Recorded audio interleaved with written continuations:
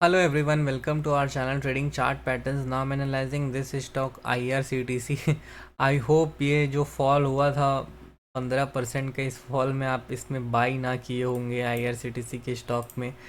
But अभी देखते हैं कि इस स्टॉक में क्या सपोर्ट क्या रेजिस्टेंस हो सकता है। तो बेसिकली अगर हम लोग इसके लाइन चार्ट में चले तो सबसे पहले हमें लाइन चार्ट ही देखना होगा, वो ज़्यादा इम्पोर्टेंट होता है।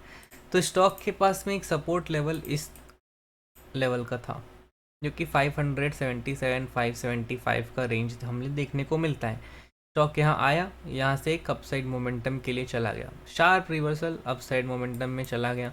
देन फिर अगेन आया, डबल बॉटम बना के यहाँ से एक अपसाइड रिवर्सल करने की प्लान कर रहा है मंथली के ग्राफ में।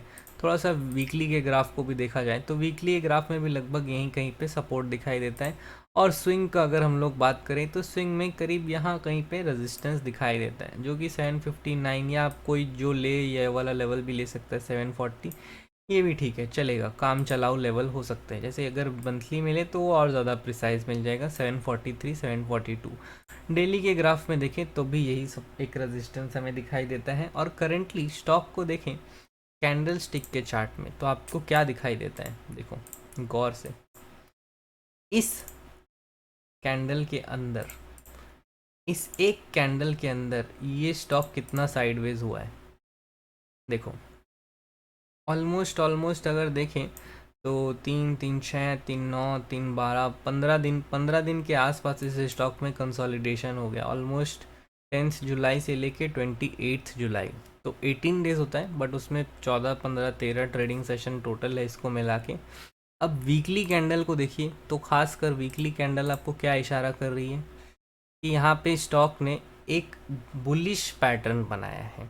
बुलिश पैटर्न कैसा, देखो, यहाँ आया, एक स्विंग लगाया अपसाइड, एक रिट्रेसमेंट, अगेन एक स्विंग लगाया, अगेन एक रिट्रेसमेंट, और अब ये अप साइड के लिए स्विंग बनाने की कोशिश करने के लिए जाना चाहता है। क्यों अप साइड के लिए? ये क्या बना हमारा, ये लो, ये लो, तो ये इस लो से ऊपर हायर लो, इस लो से ऊपर हाई, देखिए एक हाई, फिर नीचे आया, अब इसके ऊपर अगेन एक हायर हाई।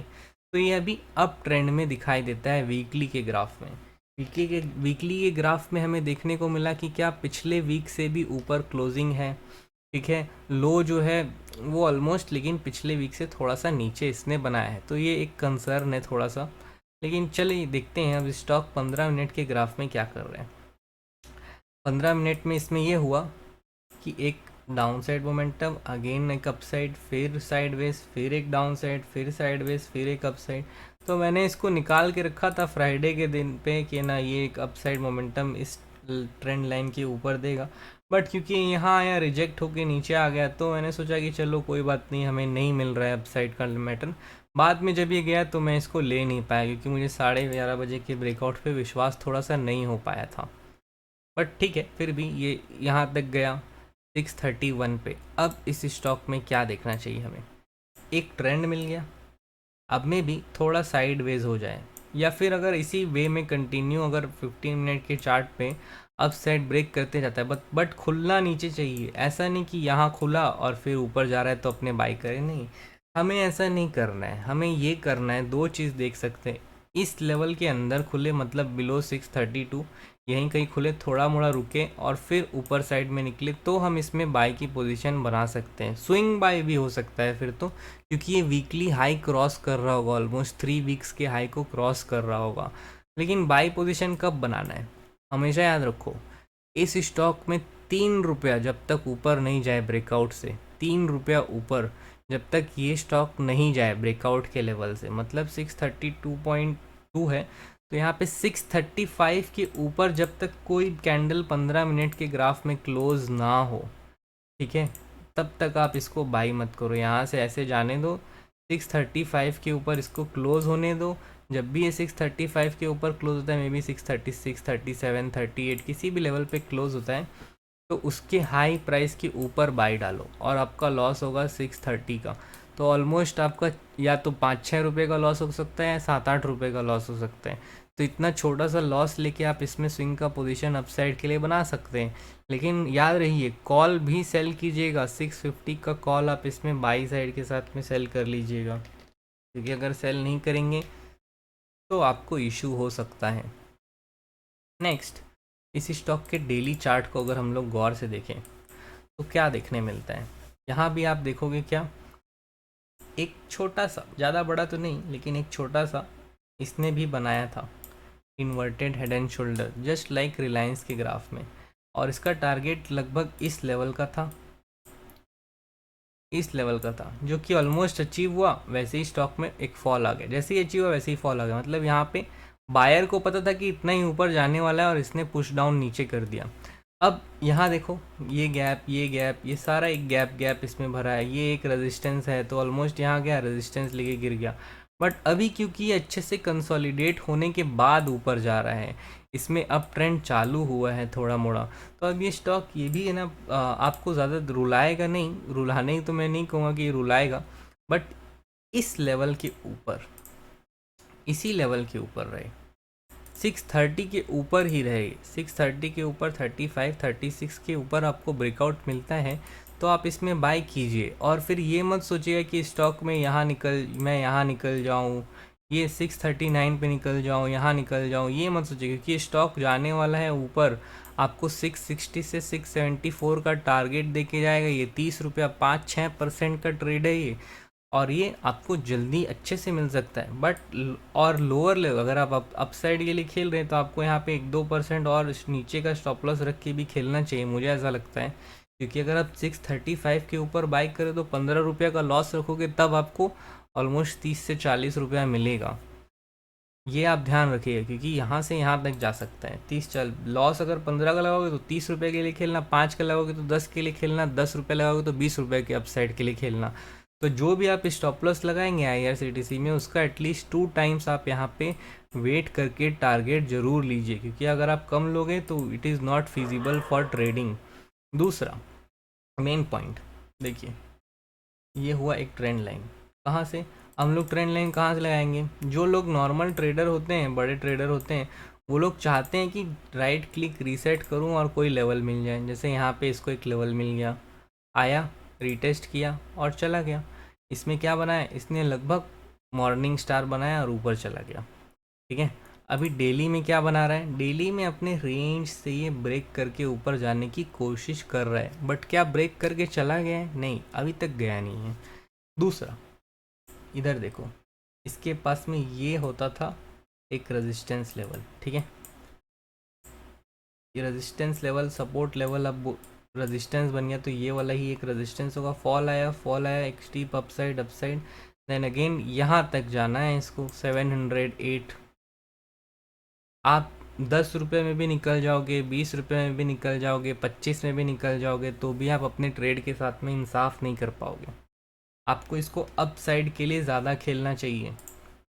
देखो, एक रेजिस्टेंस छोटा सा 742 पे, ये 742 वाला रेजिस्टेंस एक्चुअली में 200 EMA का है डेली टाइम फ्रेम में, बट स्टॉक ने अच्छा कंसोलिडेशन किया, आवरली चार्ट में ये इस लेवल के आसपास में रुका हुआ है, और यहीं पे आवरली टाइम फ्रेम का रेजिस्टेंस भी है। मे भी थोड़ा मोड़ा रुकने के बाद बेस बनाए और ऊपर जाए, तो या तो आप रुकने का वेट कर लो, रुकने के बाद ऐसा बेस बना के फ्लैग पैटर्न में जाए, तो इसका ऐसा टारगेट लगाते लगाते ऊपर जाओ, एटलीस्ट 2 फ्लैग का टारगेट आपको ये दे के चला जाएगा।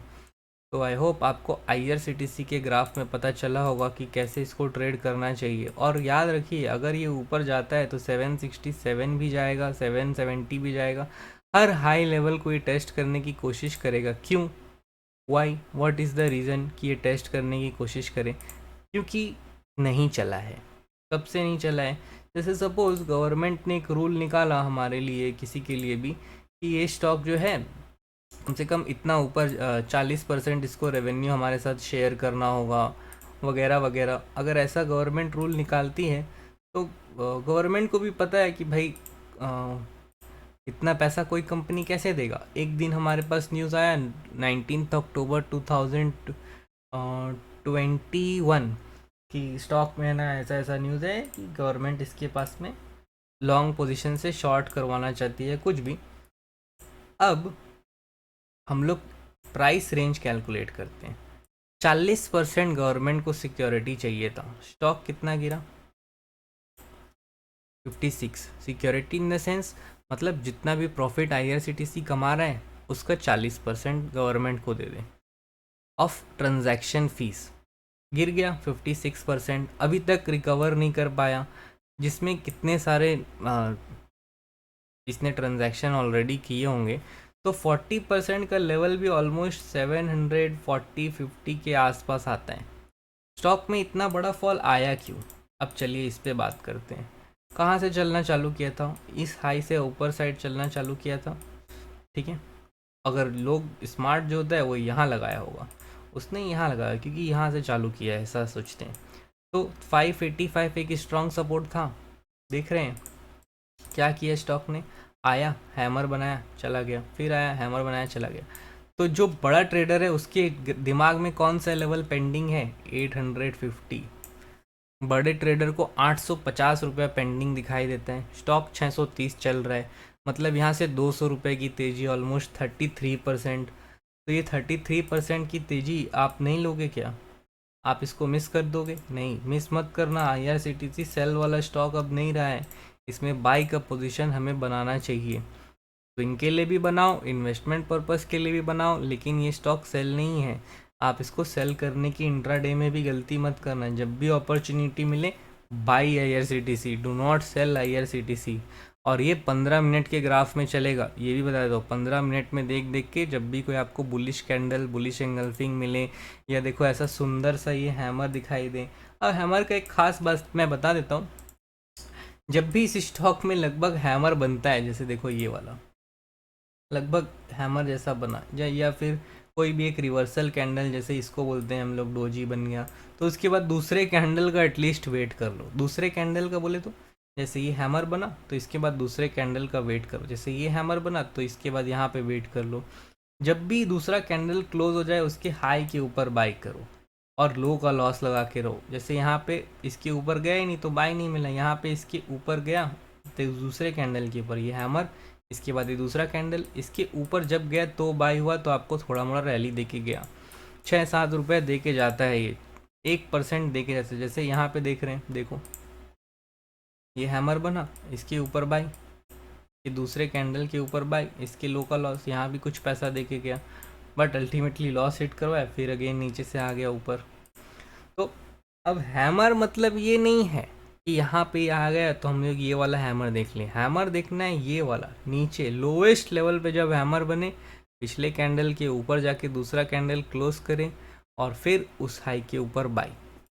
तो हमेशा ये देखिए, या फिर कोई पैटर्न देखिए, जैसे ये एक फ्लैग बनेगा अगर यहाँ पे, इसके बाद में आपको अपसाइड का पैटर्न देखने मिल जाएगा। तो IRCTC एक स्विंग के लिए अच्छा स्टॉक दिखाई दे रहा है, वीकली बेसिस पे भी अच्छा है।